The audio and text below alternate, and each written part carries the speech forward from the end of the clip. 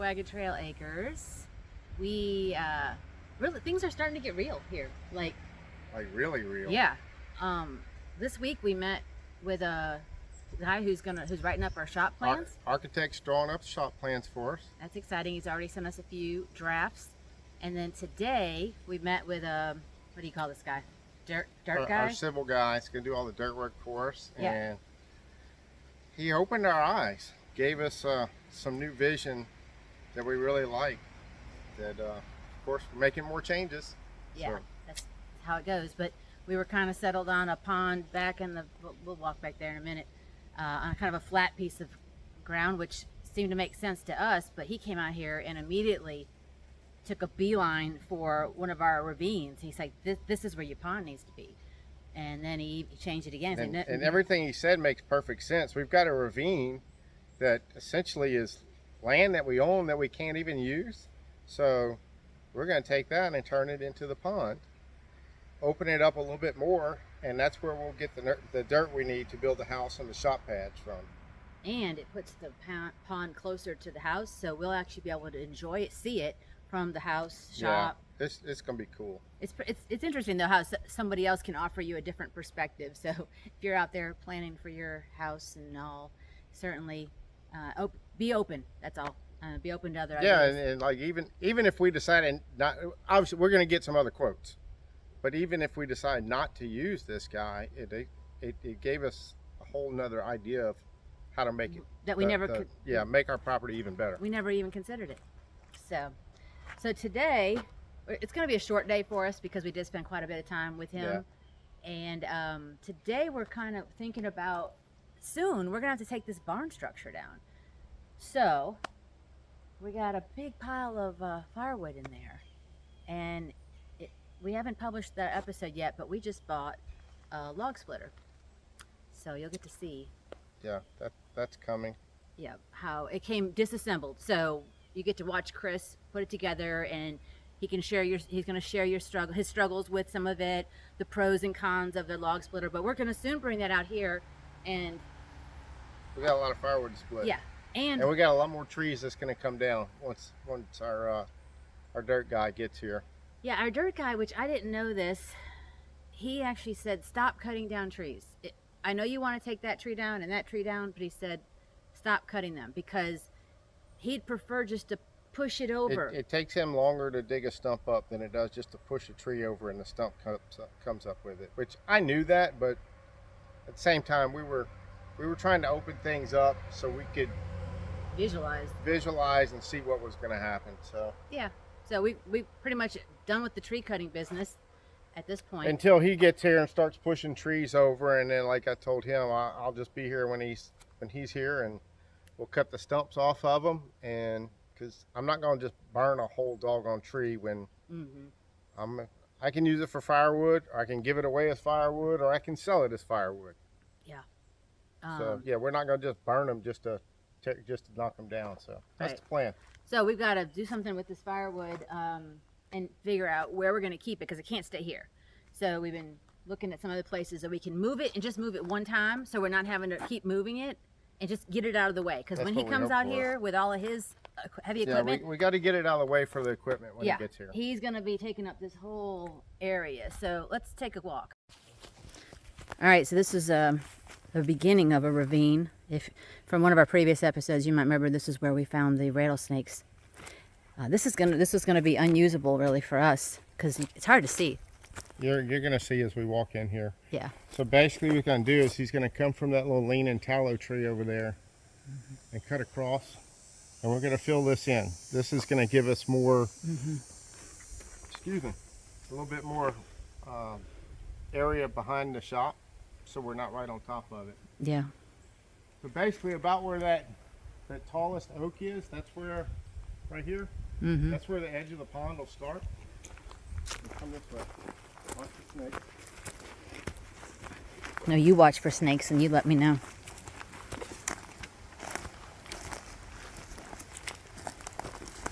So this is all going to be fun. See here? It's already pretty deep. Yeah, wait till you get over here.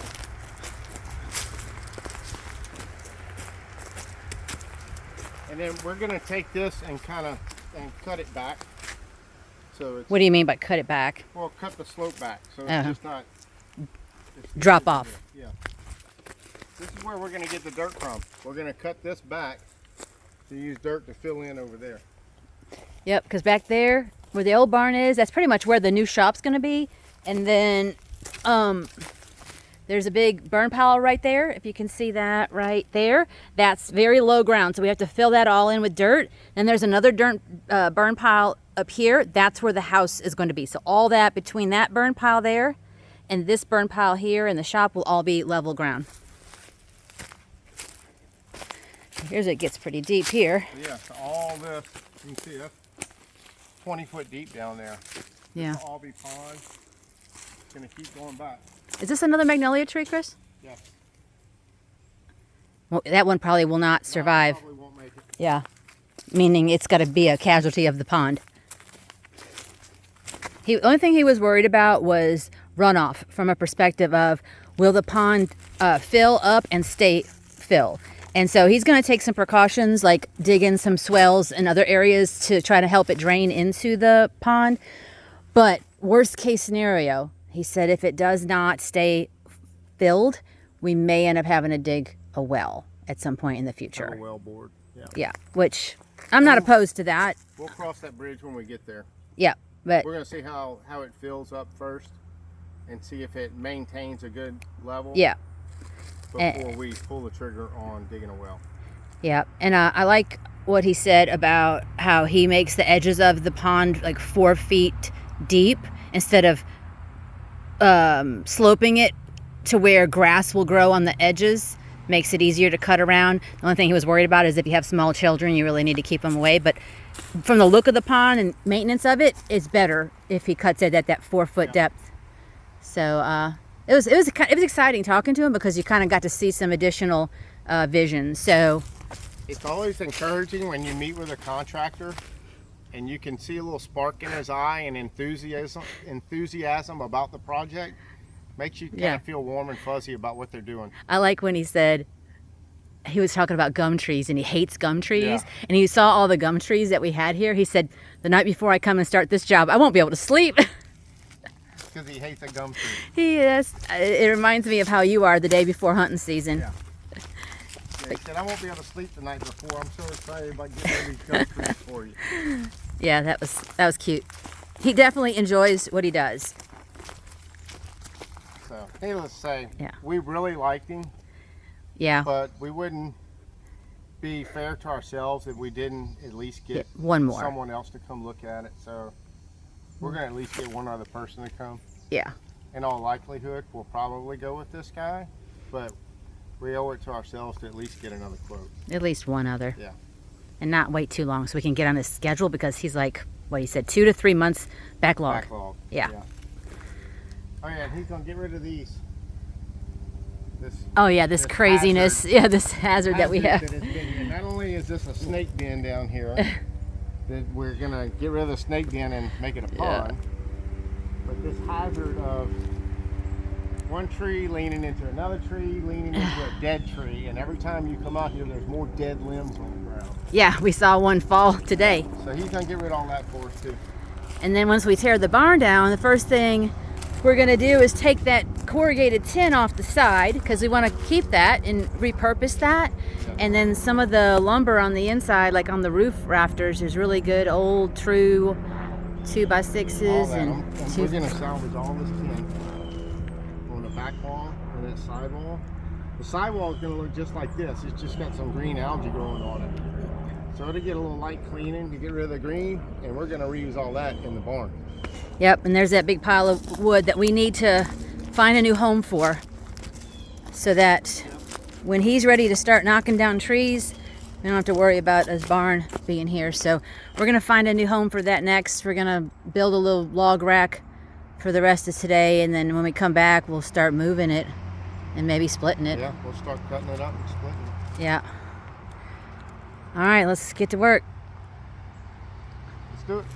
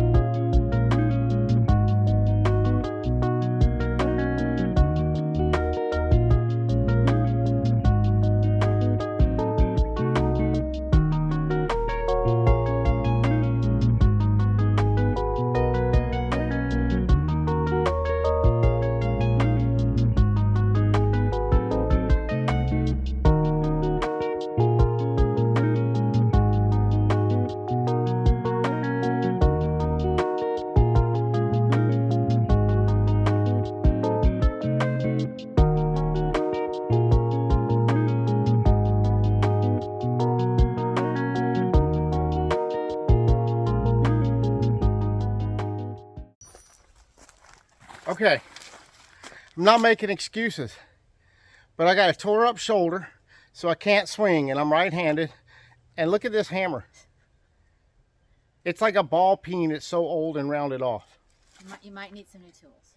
Yeah, I think a Martinez waffle head hammer's in order. Christmas present.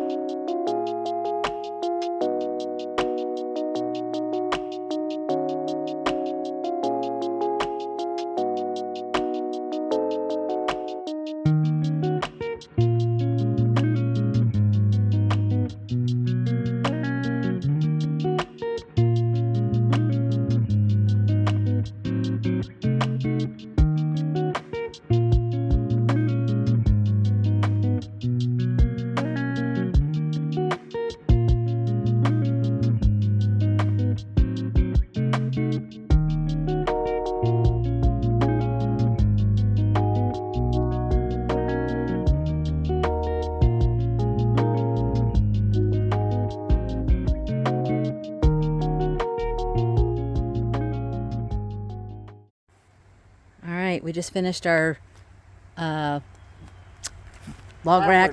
Firewood rack. Yeah, but without any plans, just to throw together, kind of. This is all repurposed 4x4 treated posts. Thank you, Uncle Buddy. Rest in peace. When we cleaned up his property, he had a stack of old 4x4s that I was like, I got a use for that somewhere. Yep. So you cut those 4 foot tall on the sides. Yeah, so I got 8 foot across the bottom, 4 foot up.